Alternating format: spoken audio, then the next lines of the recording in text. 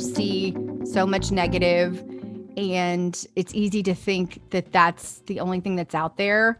Whether you see kidnapped children or drunk drivers, or there's so many things. And when you really look and examine the stats, your chances of a lot of these things happening to your loved one are pretty slim. But no, I think it can definitely have a bias towards us and make us think the world is just a terrible place. And there's still a lot of really good things, happening in the world. But I think that the negative sells more than the positive. And so at the end of the day, the viewers and, consumers dictate that on some level on what is being consumed or what's a popular news story.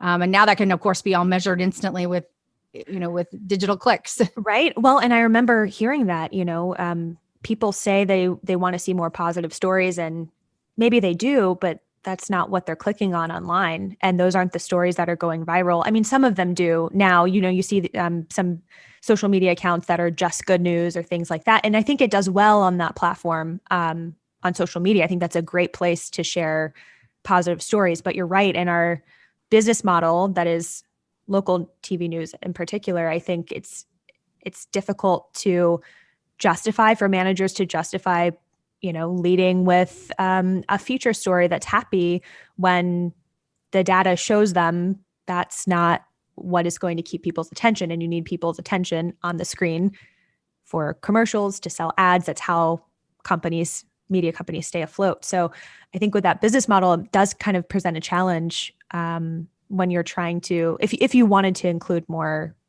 positive news or happy stories. Right. Yeah. Yeah. Where do you think we go from here? That's an even bigger question. That's a good So what's the answer to everything, Christine? How do you solve our industry? I think one thing is, when people, I say viewers, listeners, readers, whatever the format is, I think they have to demand more, and they have to speak with, what we were just talking about, speak with what they click on. And if you want quality, then don't click on something that isn't quality. But I also think that,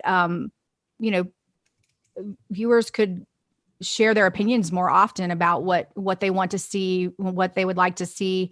I think it will be really interesting to see how things unfold as we move forward. But I think, we're already seeing some independent news organizations that are, doing more hardcore investigative journalism, that kind of thing. And I also think that it's been, I think it's been proven from whether it's Netflix or Hulu or even YouTube, and not that all those have news content, but those are longer formats. And even on YouTube, it's my understanding that that at even my last station, they were pushing longer form content on YouTube, because when people went to YouTube, they were willing to watch a 3, 4, 5 minute story.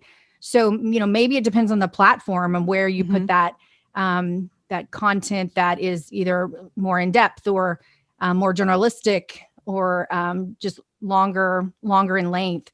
So I think that now everything is so fragmented and people have a lot more choices. So that I think people just have to speak with where they go, where they go to get their news. And then at some point, it will naturally reflect that, because you've got to have readers, viewers, or listeners to have any kind of financing, backup, revenue. That's interesting. Like that.